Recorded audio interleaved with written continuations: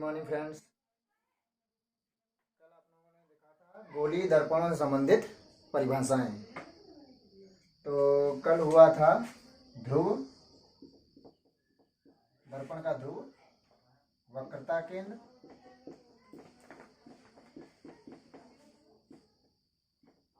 व मुख्य फोकस।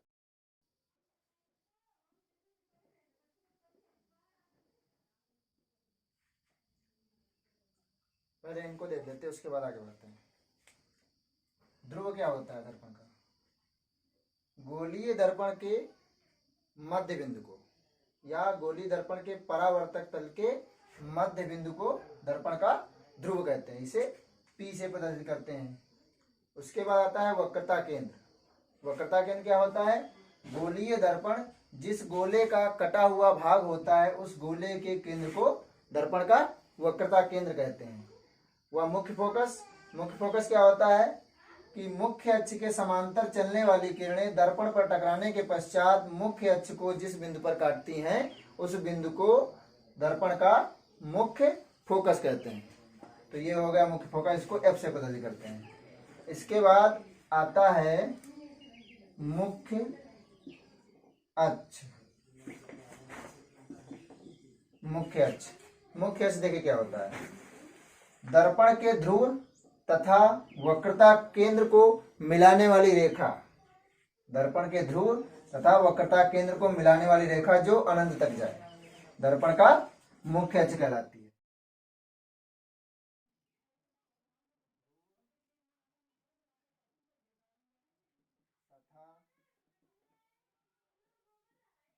तथा वक्रता केंद्र को मिलाने वाली रेखा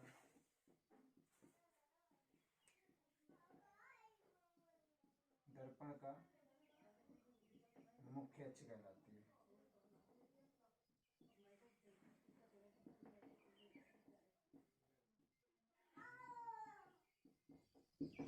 दर्पण का मुख्य अक्ष कहलाती है। ये है मुख्य अक्ष, ये अनंत तक जाएगा। ठीक है। अब इसके बाद आता है मुख्य फोकस हो चुका है, फोकस दूरी। इसके बाद फोकस दूरी। फोकस दूरी क्या होती है? दर्पण के ध्रुव तथा मुख्य फोकस के बीच की दूरी को फोकस दूरी कहते हैं। ध्रुव तथा मुख्य फोकस के बीच को फोकस दूरी कहते हैं। दर्पण के ध्रुव तथा मुख्य फोकस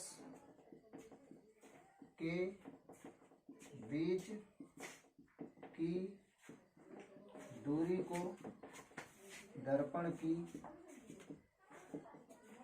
फोकस दूरी कहते हैं।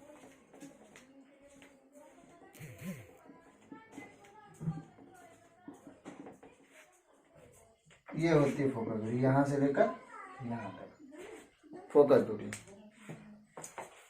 फोकस दूरी क्या होती है? दर्पण के ध्रुव तथा मुख्य फोकस के बीच की दूरी फोकस दूरी होती है।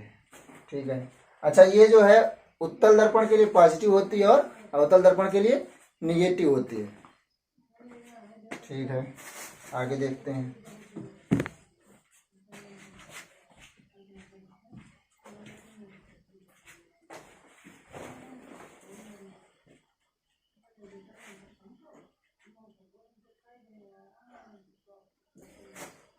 इसके बाद आता है वक्रता त्रिज्या।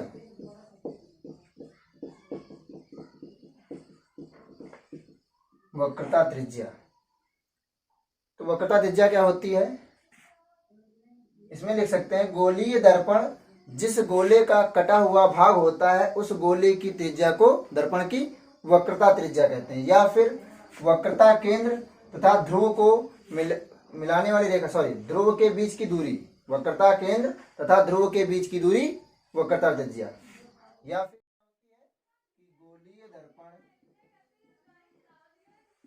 गोलीय दर्पण जिस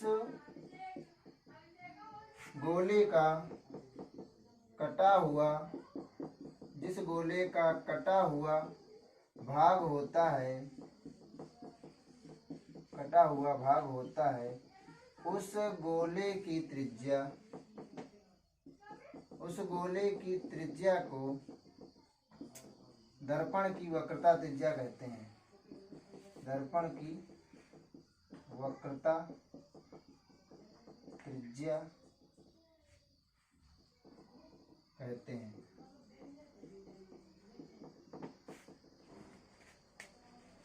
और इसको हम कैपिटल आर, यहां से यहां तक की दूरी जो होगी वो होगी कैपिटल आर। ध्रुव तथा वक्रता केंद्र के बीच की दूरी कैपिटल आर वक्रता। इसके बाद आता है आपका वक्रता त्रिज्या हो गई, और इसके बाद कुछ नहीं, इतनी ही परिभाषाएं होती हैं। मेन परिभाषाएं हो गई ध्रुव, दर्पण का ध्रुव मुख्य फोकस, और वक्रता केंद्र वक्रता त्रिज्या, और फोकस दूरी और मुख्य अक्ष। ठीक है। अब इसके बाद आता है आपका दर्पणों से जो है प्रतिबिंबों का बनना।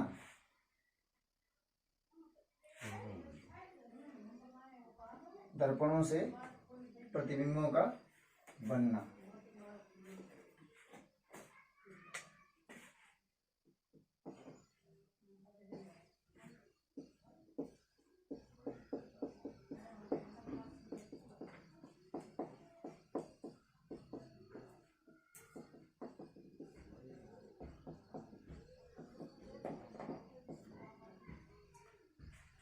देखिए, गोलीय दर्पणों से प्रतिबिंबों का बनना जो होता है, इसमें दो गोलीय दर्पण होते हैं। पहला होता है उत्तल दर्पण।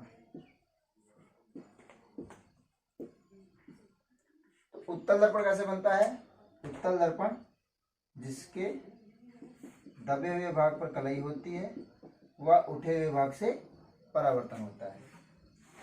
दबे हुए भाग पर कलई व उठे हुए भाग से परावर्तन होता है। तो देखिए, इसमें केवल एक ही स्थिति होती है। वस्तु कहीं पर भी रखी हो, मान लिया वस्तु यहाँ पर रखी हुई है, वस्तु कहीं पर भी रखी हो, प्रतिबिंब इसका कहाँ बनता है देखते हैं।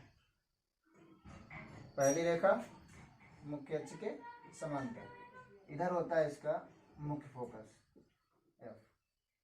तो ये जो है परावर्तन होगा इधर की तरफ, और ये आभासी रूप से आगे बढ़ेगी। उसके बाद जो दूसरी रेखा होगी किरण, वो वक्रता केंद्र C से होकर जाएगी।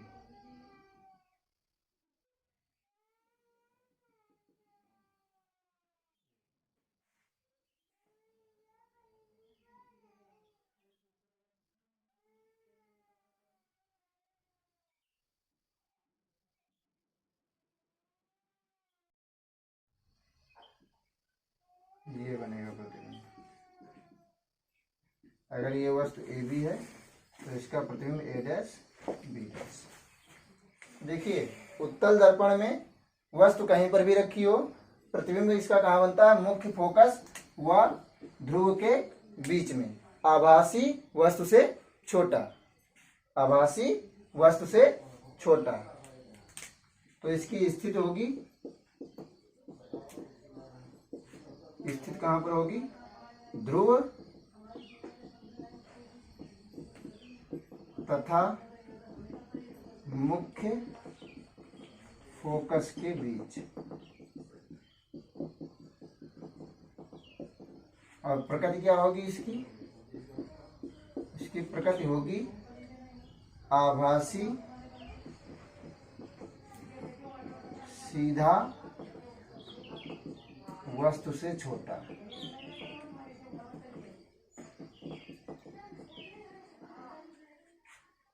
ठीक है।